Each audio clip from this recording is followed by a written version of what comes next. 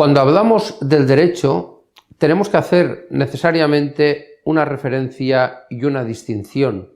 Tenemos que hablar, por una parte, del derecho civil, lo que entendemos los canonistas, que es el derecho ordinario de cualquier Estado, y luego tenemos que hablar del derecho canónico, que es el derecho de la Iglesia. En cada país del mundo, o en su gran mayoría, coexisten dos derechos. Por una parte, el derecho del Estado y por otra parte, el derecho de la Iglesia. Los fieles de la Iglesia son también ciudadanos de ese Estado.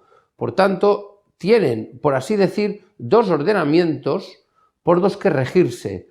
Por una parte, todas aquellas cuestiones civiles deberán regirse por el derecho propio de ese Estado, lo que sería el derecho civil, y todas aquellas cuestiones que sean propias de la Iglesia deberán ser regidas por el derecho canónico. Esto es así y es muy comprensible porque donde hay una sociedad humana, donde hay un grupo humano, verdaderamente hay derecho, hay normas. El famoso adagio latino de ubi societas ibi ius significa que donde hay sociedad hay derecho. Luego, por tanto, donde hay seres humanos, donde hay personas, es necesario regular estas relaciones entre las personas mediante normas. De hecho, el derecho canónico se llama derecho canónico porque canónico viene de canon, que en griego significa norma. Yo sé que puede haber algunas objeciones, y de hecho las ha habido a lo largo de la historia, diciendo que Jesucristo no inventó el derecho canónico. Pero no inventó ni instituyó el derecho canónico como tal, podríamos decir, pero tampoco es así exactamente, porque es verdad que si repasamos los evangelios nos damos cuenta que Jesucristo sí decía cómo se tenían que hacer algunas cosas. Por tanto, sí podemos decir que instituía una serie de normas.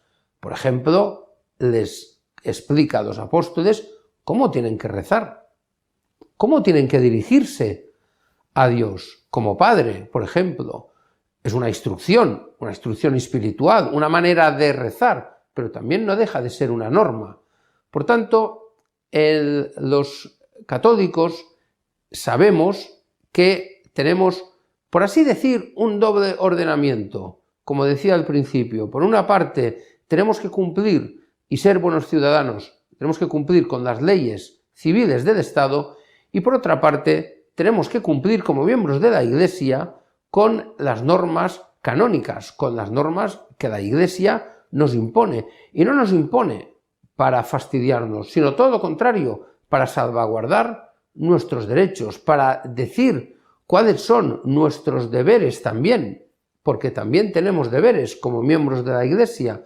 Por tanto, ¿qué sucede con estos dos ordenamientos? Pues sucede que la comunidad política y la Iglesia buscan de alguna manera que esos dos derechos no se contrapongan, sino que más bien lleguen a un acuerdo, puedan conjugarse los dos, y de ahí surgen lo que se conoce como el concordato.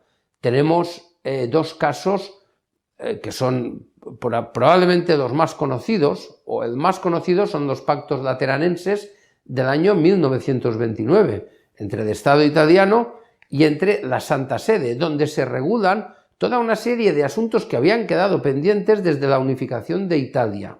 Era muy necesario. De hecho, los pactos lateranenses, todavía en vigor, pues han sido un gran beneficio para la Iglesia desde 1870, cuando se unificó el Estado italiano. En España también tenemos unos acuerdos que se firmaron en el año 1979 y que sustituyen el antiguo concordato de los años 50.